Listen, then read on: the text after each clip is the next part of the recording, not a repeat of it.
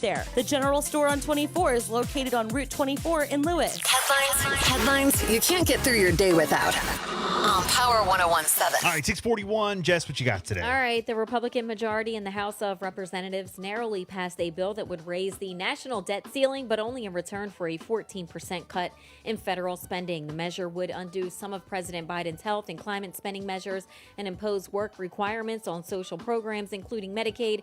The bill is dead on arrival. The Democratic majority in the U.S. Senate won't pass it, and the president won't sign it. The point of the vote, according to the New York Times, is to force President Biden to negotiate some spending cuts in return to raising the government debt limit. The U.S. government will default as soon as this summer if no action is taken.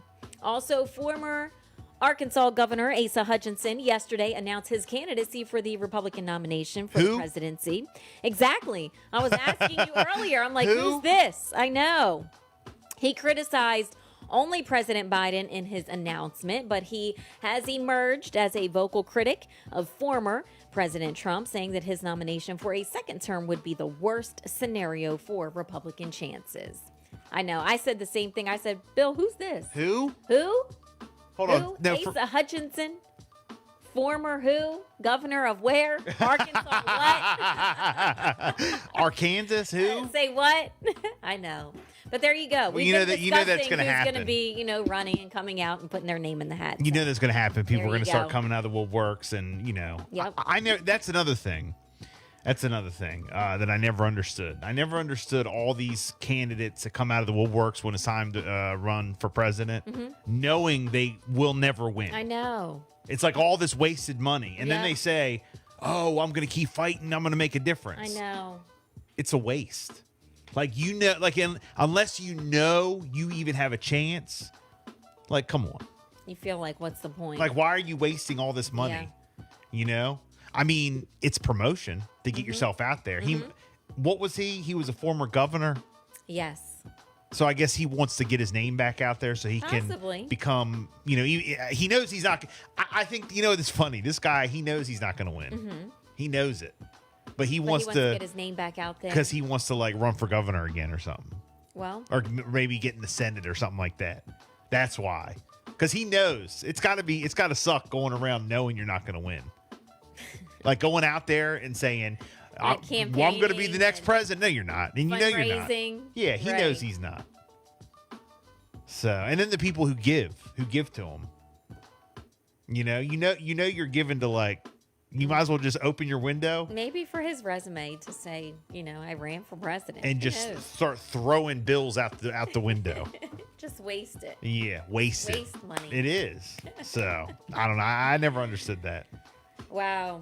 All right. The bad news is that Bed Bath & Beyond, I know we talked about this, but they are no longer going to honor the 20% off coupons. The good news is that the chain's going out of business sales have now started. Oh, okay. Did you use your coupons and all that? Make your way over there. Also, the Container Store has stepped in with an offer to accept its competitors' coupons through May the 31st. Oh, okay. Yeah. All right. So that's the situation with that. In Laurel, 2 men are behind bars following an investigation in Laurel. At around 7:20 p.m. on Tuesday evening, officers were patrolling the area of Little Creek Apartments when they tried to make contact with a wanted subject.